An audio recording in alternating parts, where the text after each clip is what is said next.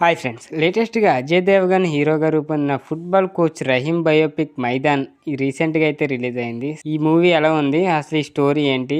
అసలు అజయ్ దేవగన్ ఎలా నటించాడు? దీంట్లో ప్లస్ ఆర్ మైనస్ పాయింట్స్ కూడా అన్నీ తెలుసుకుందాం. సో వీడియోని ఎవరైతే కొత్తవారు చూస్తున్నారో మూవీ స్టోరీస్ కోసం మన ఛానల్ తప్పకుండా అయితే సబ్స్క్రైబ్ చేసుకోండి. ఇక ఈ football coach Syed Abdul Rahim biopic 'Maidan' అసలు రివ్యూ ఏంటో ఇప్పుడు తెలుసుకుందాం. రహీమ్ సాబ్ భారత ఫుట్బాల్ టీం కోచ్. ఏషియన్ గేమ్స్లో దేశానికి గోల్డ్ మెడల్స్ తెచ్చిన ఘనత ఆయన సొంతమనే చెప్పొచ్చు. ఆయన మరణం తర్వాత మేజర్ టోర్నమెంట్స్లో మన ఫుట్బాల్ జట్టు ఒక్క మెడల్ కూడా సాధించలేదు.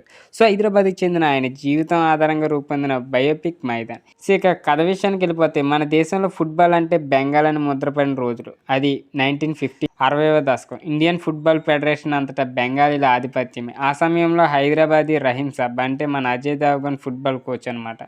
ఆయన అంటే ఒక ఫెడరేషన్ సభ్యుడు. బెంగాల్ వార్తాపత్రిక అయితే పడదు. వాళ్ళకి రహీం ముక్కుసూడితనం అయితే నచ్చదు. ఇక ఇండియన్ ఫుట్బాల్ టీం ఆడతీరు మెరుగుపడిన టోర్నమెంట్లో విజేతగా నిలవలేదనే కోచ్ రహీంని ఇంటికి పంపిస్తారు.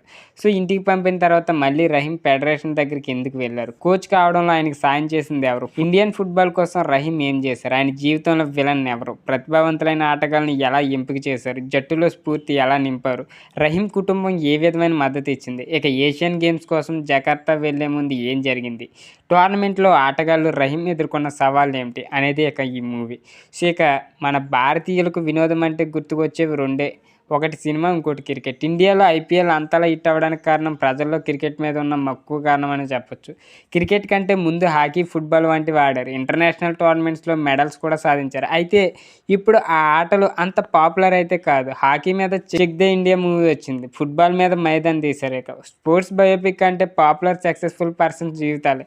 ఇక రొటీన్ టెంప్లెట్లో ఉండటంతో ఇటీవల ఈ జానర్ ఫిల్మ్స్ సక్సెస్ రేట్ అయితే తగ్గింది. ప్రతి స్పోర్ట్స్ పర్సన్ జీవితంలో ఎవరో ఒకరు అవరోధాలు, ఆటంకాలు సృష్టించడం, చివరకు విజేతగా నిలవడం స్పోర్ట్స్ సినిమాల్లో కనిపించే రెగ్యులర్ ఫార్ములా ఇది. మైదాన్ ఫస్ట్ హాఫ్ చూసినప్పుడు సేమ్ ఫీలింగ్ కలుగుతుంది. ఇక సుమారు గంట ఉన్నప్పటికీ సీట్లో ఎక్కువసేపు కూర్చున్నట్లయితే ఉంటుంది.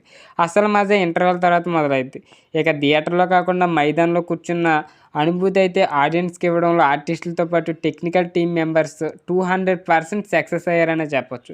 ఇక గోల్ పోస్ట్ దగ్గరికి ఇండియన్ ఆటగాళ్ళు వెళ్ళిన ప్రతిసారి గోల్ కొట్టాలని, దేశానికి పాయింట్ రావాలని, ఆపోజిట్ టీం వచ్చినప్పుడు అడ్డుకోవాలని కోరుకునేంతలా ఆ సీన్లు అయితే మనకు లీనమే చూసేలా అయితే ఈ మూవీని అయితే తీశారని చెప్పొచ్చు. ఇక సెకండ్ హాఫ్ అంతటా ప్రేక్షకులు ఉత్కంఠ, ఉద్వేగానికి అయితే లోనవుతారు. ఇక మైదాన్ సంగీత దర్శకుడు ఏఆర్ రెహమాన్ అయితే ఇంకా ఇచ్చి పడేయడనే చెప్పొచ్చు. ఇక సినిమాటోగ్రాఫర్స్ వచ్చి తుషార్ ఫెర్డోలైస్ అయితే ఎక్స్ట్రాడినరీ వర్క్ చేశారనే చెప్పొచ్చు ఈ మూవీకి. సో ఇంటర్వెల్ ముందు రహీం లంగ్ క్యాన్సర్ బారిన పడ్డారని తెలిసే సన్నివేశాల్లో కానీ, ఫుట్బాల్ సీన్స్ వచ్చేటప్పుడు కానీ, సన్నివేశాల్లో కానీ ప్రేక్షకులు లీనమైపోయారంటే కారణం వాళ్ళ పనితీరు ప్రధాన కారణం అనే చెప్పొచ్చు. ఇక ముఖ్యంగా పాటల్లో మ్యూజిక్ అయితే ఏఆర్ రెహమాన్ మార్క్ అయితే వినిపించింది. సినిమాకి ప్రాణం పోసింది ఇక మ్యూజిక్కే. రియల్ ఫుట్బాల్ మ్యాచ్ చూస్తున్న ఎక్స్పీరియన్స్ అయితే ఇచ్చారు.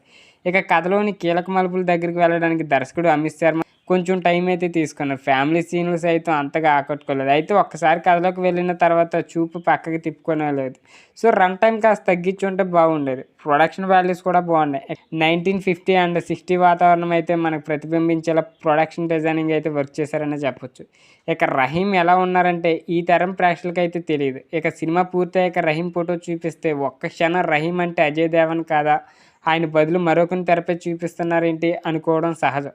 ఇక అంతలా రహీం పాత్రలో అయితే అజయ్ దేవగన్ అయితే జీవించారని చెప్పొచ్చు. ముఖ్యంగా లంగ్ క్యాన్సర్ వచ్చిన తర్వాత జకార్తాలో విజయం సాధించిన తర్వాత సీన్స్లో అయితే యాక్టింగ్ సూపర్ ఉందనే చెప్పొచ్చు. ఇక ప్రియమణి పాత్ర కూడా ఆమె పరిధి మేరకు అయితే బాగా నటించారని చెప్పొచ్చు. ఇక ప్రభు ఘోష్ పాత్రలో గజరాజరావు మేకోవర్, ఇక అతని నటన సూపర్. ఇక మొత్తం మురళీధరన్ బయోపిక్ 800 ఫేమ్ మధుర్ మిట్టలో పాత్రలు అయితే కనిపించారు. ఇక Chaitanya Sharma Jakarta match goalkeeper role చేసిన తేజస్ రవిశంకర్ ప్రేక్షకుల ముందుకైతే గుర్తుంటారు. ఇక ఫుట్బాల్ గేమ్ గురించి తెలియని ప్రేక్షకులు సైతం స్క్రీన్ మీద ఏషియన్ గేమ్స్ మ్యాచ్లు వచ్చినప్పుడు ఫైనల్ మ్యాచ్లో ఇండియా విజయం సాధించాలని కోరుకునేలా, ఆటలో లీనమై చూసేలా చేసిన సినిమా మైదాన్. ఇక థియేటర్లో 3 గంటల ఐపీఎల్ మ్యాచ్ కంటే మించిన కిక్ ఇస్తుంది.